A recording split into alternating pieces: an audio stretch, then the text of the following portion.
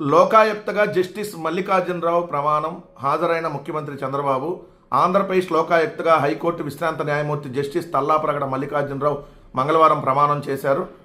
విజయవాడలోని లోక్ భవన్లో దర్బార్ హాల్లో జరిగిన ఈ కార్యక్రమంలో జస్టిస్ మల్లికార్జునరావుతో గవర్నర్ ఎస్ అబ్దుల్ నజీర్ పదవి ప్రమాణం చేయించారు. ముఖ్యమంత్రి చంద్రబాబు ఈ కార్యక్రమానికి హాజరయ్యారు. గవర్నర్ జారీ చేసిన నియామక ఉత్తర్వులను లోకాయుక్త రిజిస్ట్రార్ చదివి వినిపించారు. ప్రమాణం అనంతరం జస్టిస్ మల్లికార్జునరావుకు గవర్నరు, ముఖ్యమంత్రి పుష్పగుచ్చాలు అందించి అభినందనలు తెలిపారు.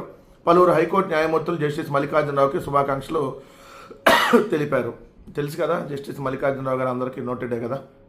ఎవరి జస్టిస్ మల్లికార్జునరావు గారు అని అంటే, చంద్రబాబు నాయుడు గారి స్కిల్ డెవలప్మెంట్ కేసులో మధ్యంతర బెయిల్ని, అంటే చంద్రబాబు గారికి హెల్త్ ఇష్యూస్ ఉన్నాయని చెప్పగానే ఆయన కళ్ళేదో ఆపరేషన్ చేయించుకోవాలని చెప్పగానే మధ్యంతర బెయిల్ ఇచ్చారు. దాని తర్వాత మళ్ళీ పూర్తి స్థాయి బెయిల్ ఇచ్చినటువంటి ఎవరైతే జడ్జి గారు ఈయన, సో ఈయనకి ఇప్పుడు లోకాయుక్తగా చంద్రబాబు నాయుడు గారి ప్రభుత్వం నియమించింది. వాస్తవంగా ఏంటంటే నియామకాలు అంతకుముందు హైకోర్టు ప్రధాన న్యాయమూర్తి గారు, చీఫ్ జస్టిస్ గారు రిఫర్ చేయాలి దీన్ని.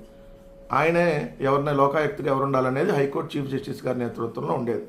చంద్రబాబు నాయుడు గారు దాన్ని పక్కన పెట్టేసి ఏదైతే ముఖ్యమంత్రి, అదేవిధంగా హోంమంత్రి, అపోజిషన్ లీడరు వీళ్ళందరితో ఒక కమిటీ లాగా ఏర్పాటు చేసేసుకొని వీళ్ళే నిర్ణయిస్తారన్నట్టుగా దీన్ని రూల్స్కు విరుద్ధంగా రూల్స్ మార్చేసి ఏదైతే తీసుకొని వచ్చారో దాంట్లో ఇప్పుడు ప్రతిపక్ష నాయకుడిగా జగన్మోహన్ రెడ్డి గారికి అవకాశం ఇవ్వలేదు కాబట్టి, సో వాళ్ళే మిగిలినందరూ వాళ్ళే ఉంటారు కాబట్టి వాళ్ళ నిర్ణయం తీసుకొని చంద్రబాబు నాయుడు గారికి బెయిల్ ఇచ్చినందుకు కృతజ్ఞత తెలుపుకుంటూ లోకాయుక్తగా ఆయన నియమించారనేటటువంటి ఇది ఈరోజు ప్రజలందరూ కూడా చర్చించుకుంటుంది. ఆయన నిన్న ప్రమాణ స్వీకారానికి ఏదైతే చంద్రబాబు నాయుడు గారు అటెండ్ అయ్యారు. ఇది వార్త.